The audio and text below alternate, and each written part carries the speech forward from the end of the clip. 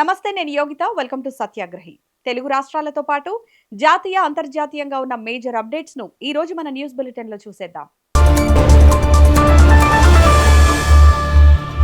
ఓటమి భయంతోనే CM Revanth Reddy municipal ఎన్నికల్లో దౌర్జన్య కాండకు దిగారని ఆగ్రహం వ్యక్తం చేశారు కేటీఆర్. ఎన్ని దౌర్జన్యాలు చేసినా కాంగ్రెస్ కు పరాభవం తప్పదని స్పష్టం చేశారు. అక్రమంగా లూటీ చేసిన వేల కోట్ల ప్రజాధనంతో ప్రజా తీర్పునే మార్చాలన్న కుట్రలను చూస్తూ తెలంగాణ సమాజం ఊరుకోదని అన్నారు. పోలీస్ శాఖను అడ్డం పెట్టుకుని బీఆర్ఎస్ శ్రేణులపై సాగించిన వేధింపులకు రేవంత్ రెడ్డి మూల్యం చెల్లించుకోక తప్పదని హెచ్చరించారు. మరోవైపు బీఆర్ఎస్ కార్యకర్తలను అభినందించారు ఆ party working president KTR. Congress party అరాచకాలకు ఎదురొడ్డి వీరోచితంగా పోరాడిన గులాబీ సైనికులందరికీ పేరు పేరున హృదయపూర్వక ధన్యవాదాలు తెలిపారు. గులాబీ శ్రేణులు కనబరిచిన పోరాట స్ఫూర్తి పార్టీకి కొండంత బలాన్నిచ్చిందంటూ ప్రశంసించారు. కేంద్ర కార్మిక రైతు సంఘాల ఐక్య సంఘాలు పిలుపునిచ్చిన భారత్ బంద్ ప్రశాంతంగా ముగిసింది. కేంద్ర ప్రభుత్వం కార్మిక రైతు వ్యతిరేక విధానాలకు పాల్పడుతోందంటూ ఆయా సంఘాలు నిరసనల్లో పాల్గొన్నాయి. బంద్ కారణంగా దేశవ్యాప్తంగా అనేక చోట్ల ప్రభుత్వ, ప్రైవేటు కార్యాలయాలు, విద్యా సంస్థలు మూతపడ్డాయి. డ్రైవర్లు ఎక్కడికక్కడే బస్సులు, కార్లు, ఆటోలను నిలిపివేయడంతో పలు చోట్ల ప్రయాణికులు తీవ్ర ఇబ్బందులు ఎదుర్కొన్నారు. అటు బ్యాంకింగ్, బీమా, రవాణా రంగాలకు కూడా తీవ్ర అంతరాయం ఏర్పడింది. ఇక తెలంగాణలోనూ బంద్ ప్రశాంతంగా కొనసాగుతోంది. సింగరేణిలో కాంట్రాక్టు కార్మికులు ఈ బంద్లో స్వచ్ఛందంగా పాల్గొన్నారు. పోలీసులపై అనుచిత వ్యాఖ్యలు చేశారంటూ నిజామాబాద్ బీజేపీ ఎంపీ ధర్మపురి అరవింద్ పై కేసు నమోదైంది. మున్సిపల్ ఎన్నికల సందర్భంగా నిజామాబాద్ లోని హరిచరణ్ మార్వాడి స్కూల్ వద్ద ఆయన పోలీసులపై ఫైర్ అయ్యారు.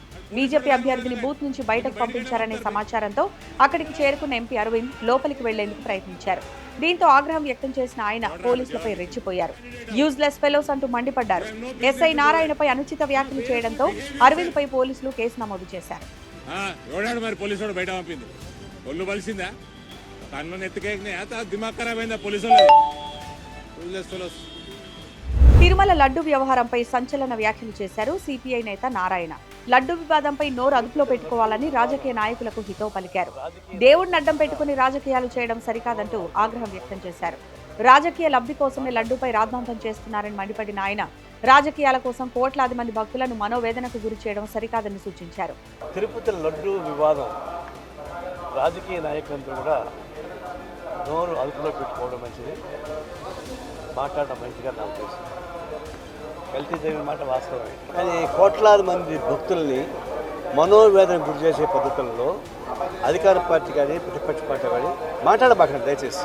విశాఖలో భూముల కేటాయింపుపై ఏపీ శాసన మండలిలో వాడివేడి చర్చ జరిగింది. ఐటీ కంపెనీలకు 99 పైసలకే భూములు కేటాయించడంపై టీడీపీ, వైఎస్ఆర్సీపీ శ్రేణుల మధ్య మాటల యుద్ధం చెలరేగింది.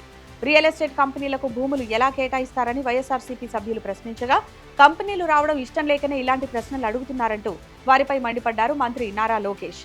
ఒక్క విశాఖలోనే 5 లక్షల ఉద్యోగాలు కల్పిస్తామని ఈ సందర్భంగా ఆయన వెల్లడించారు. అటు 5,000 కోట్ల విలువైన భూములను గీతం యూనివర్సిటీకి కేటాయించడాన్ని తప్పుపట్టారు ఎమ్మెల్సీ బొత్స సత్యనారాయణ. విలువైన భూములను కావాల్సిన వారికి అప్పనంగా కట్టబెట్టారని మండిపడ్డారు. దీనిపై అధికార, విపక్ష సభ్యుల మధ్య తీవ్ర వాగ్వాదం చోటు చేసుకుంది. భారత సైన్యం మాజీ అధిపతి జనరల్ మనోజ్ ముకుంద్ నరవణే రాసిన పుస్తకం వివాదాలు సృష్టిస్తోంది. అందులోని పలు అంశాలను ప్రస్తావిస్తూ రాహుల్ గాంధీ కేంద్రంపై విమర్శలు చేయడం దుమారాన్ని రేపుతోంది. దీంతో అసలు ఆ బుక్ బయటకెలా వచ్చిందంటూ విచారణ చేపట్టారు పోలీసులు.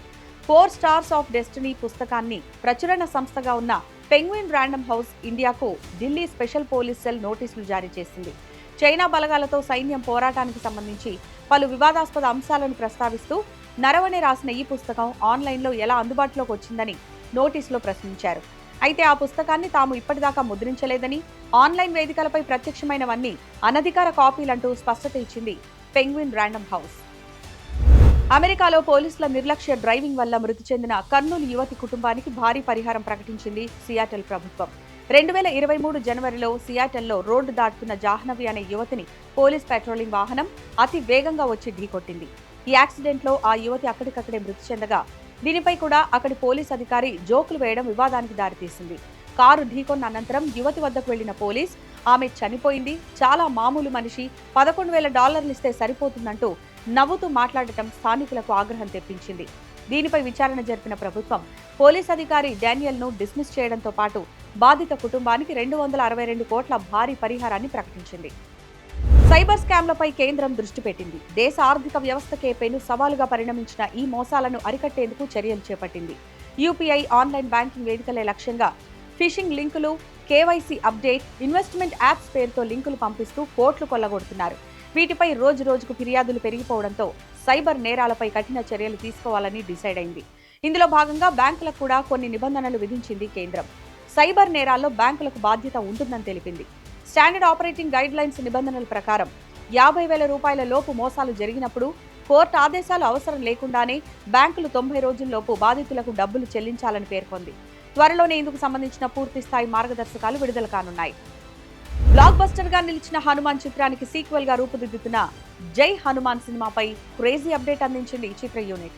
కాంతారా ఫేమ్ రిషబ్ శెట్టి హనుమంతుడి పాత్రలో కనిపించనున్నట్లు వెల్లడించడంతో ఈ చిత్రానికి హైప్ మరింత పెరిగింది. ఇక దర్శకుడు ప్రశాంత్ వర్మ గత ఏడాదిగా ఈ కథపై ప్రత్యేక శ్రద్ధ తీసుకుని స్క్రిప్ట్ ను సిద్ధం చేసినట్టు తెలుస్తోంది.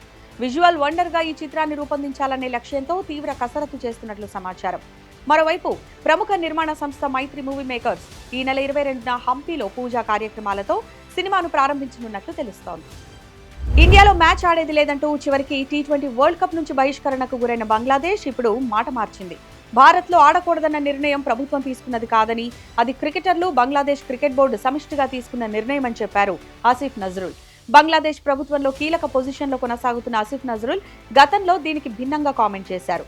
భారత్లో మ్యాచ్లు ఆడాలా వద్దా అనేది పూర్తిగా ప్రభుత్వ నిర్ణయమే అని, ఇందులో ప్లేయర్లకు సంబంధం లేదని వివరించారు. దానికి క్వైట్ అపోజిట్ గా ఇప్పుడు మాట్లాడడంతో ఆయనపై విమర్శలు వెల్లువెత్తుతున్నాయి.